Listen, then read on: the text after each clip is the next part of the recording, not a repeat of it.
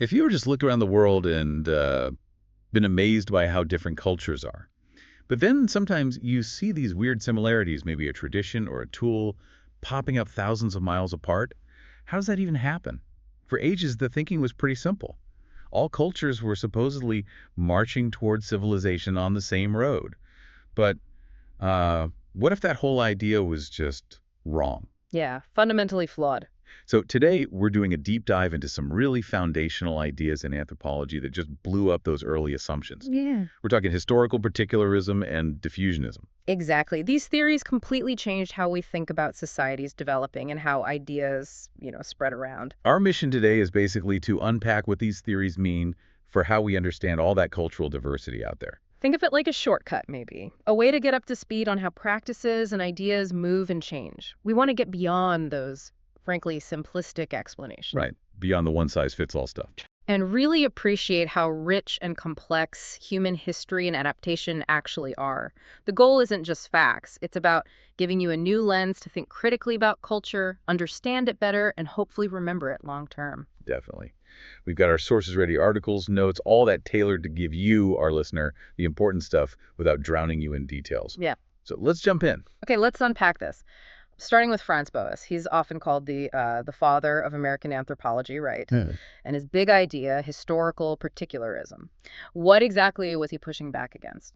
Well, Boas's core argument was honestly revolutionary. He completely rejected that neat, tidy ladder idea, cultures climbing from savagery up to civilization. That linear progression. Exactly. He insisted that every single culture is unique. It's the product of its own specific, messy history, its environment, its experiences. There's no single blueprint, no finish line everyone's heading towards. And he wasn't just thinking this up in his office, was he? The sources mention his work with the Kwakiutl people, which is just fascinating. Oh, absolutely. Fieldwork was key for him. The old theories said kinship should go from matrilineal, tracing through the mother, to patrilineal, through the father. But Boas found the Kwakiutl actually went the other way. That's right. They switched from patrilineal to matrilineal because of very specific things happening in their history, like a high death rate among men. Wow. So real events just shattered that neat theoretical model. Completely. It forces you to ask, okay, what actually happened here? What were the specific circumstances? And that Kwakiutl example, it really shows Boas's bigger point, doesn't it? That culture is this integrated thing. Perfectly. It's a whole system shaped by its own history, not some universal checklist. He also talked about psychic unity, basically. People everywhere are equally smart, but their cultural background makes them think and act differently. And his method? Yeah. Actually living with people, collecting data firsthand. That was radical then. Huge contrast to the armchair anthropologists. And this whole approach leads directly to cultural relativism. Oh, yes. Cultural relativism. And Feels like a really big takeaway for us today. it's fundamental. It's about understanding a culture completely on its own terms, Yeah. right? Through their eyes. Yeah. Not judging it by our own standards. So less about ranking, more about deep understanding. Exactly. But, okay, if every culture is so unique, how do we even compare them or find any common ground? That's a great point. And that's where one of Boas' students, Alfred Kroeber, kind of built on this with his idea of culture configuration. Configuration. Like a pattern. Yeah, Kroeber said, okay, cultures are unique, but they're not just random piles of traits. Yeah. Think of it like a puzzle.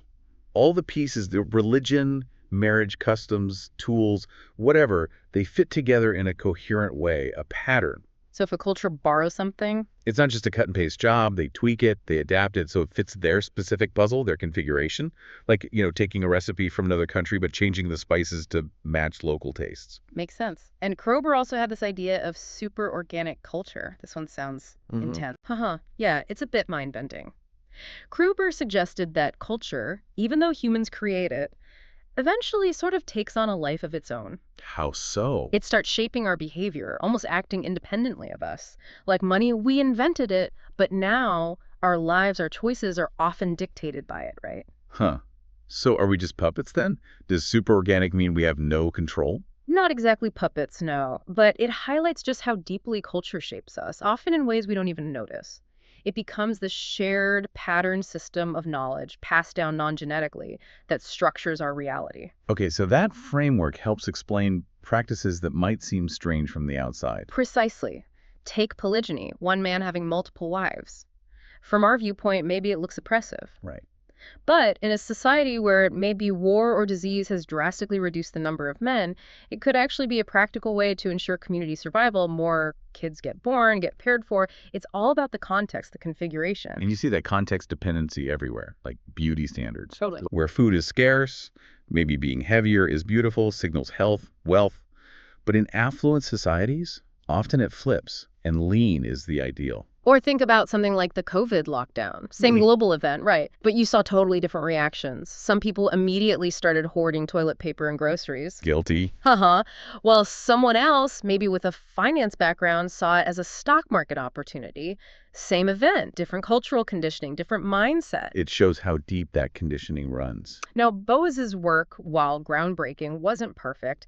Critics pointed out his fieldwork could be very time-consuming. I can imagine. And if you're just collecting data without a super clear question, you might end up with, well, a lot of scattered information.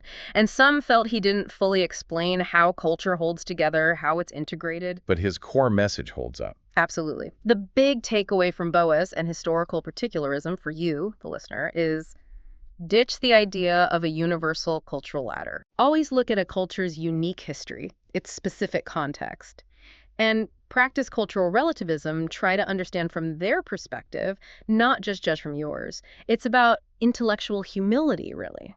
That makes a lot of sense. But then it brings us back to those